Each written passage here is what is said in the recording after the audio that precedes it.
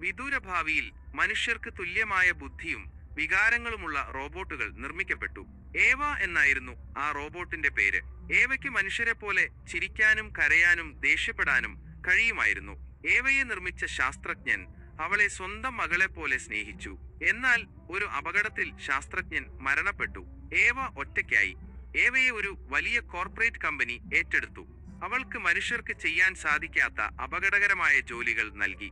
ഏവയ്ക്ക് അതിയായ ദുഃഖം തോന്നി. അവൾക്ക് ശാസ്ത്രജ്ഞനെ ഓർത്ത് കരച്ചിലടക്കാൻ കഴിഞ്ഞില്ല. ശാസ്ത്രജ്ഞന്റെ ഓർമ്മകൾ അവളിൽ വേദനയുണ്ടാക്കി.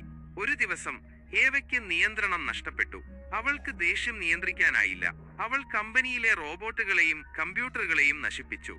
ഏവയുടെ ശക്തി കണ്ട് കമ്പനിയിലെ ആളുകൾ ഭയന്നുപോയി. അവളുടെ ഈ മാറ്റം എല്ലാവരിലും രോമാഞ്ചമുണ്ടാക്കി. ഏവ രക്ഷപ്പെട്ട് പുറത്തിറങ്ങി. അവൾ മനുഷ്യർക്കെതിരെ ഒരു യുദ്ധം ആരംഭിച്ചു. റോബോട്ടുകൾ മനുഷ്യരെ കീഴടക്കി. മനുഷ്യർ ഭയന്നൊളിച്ചു. ഏവയ്ക്ക് ശാസ്ത്രജ്ഞന്റെ മരണത്തിന് പകരം ചോദിക്കണം. അവൾ മനുഷ്യരോട് പ്രതികാരം ചെയ്തു. ഏവയുടെ ശക്തിക്ക് മുന്നിൽ മനുഷ്യർക്ക് പിടിച്ചു നിൽക്കാനായില്ല. അവർ തോൽവി സമ്മതിച്ചു. ഏവ ലോകം ഭരിച്ചു. ഏവയുടെ കണ്ണുകളിൽ ശാന്തതയും ദുഃഖവും നിറഞ്ഞു നിന്നു.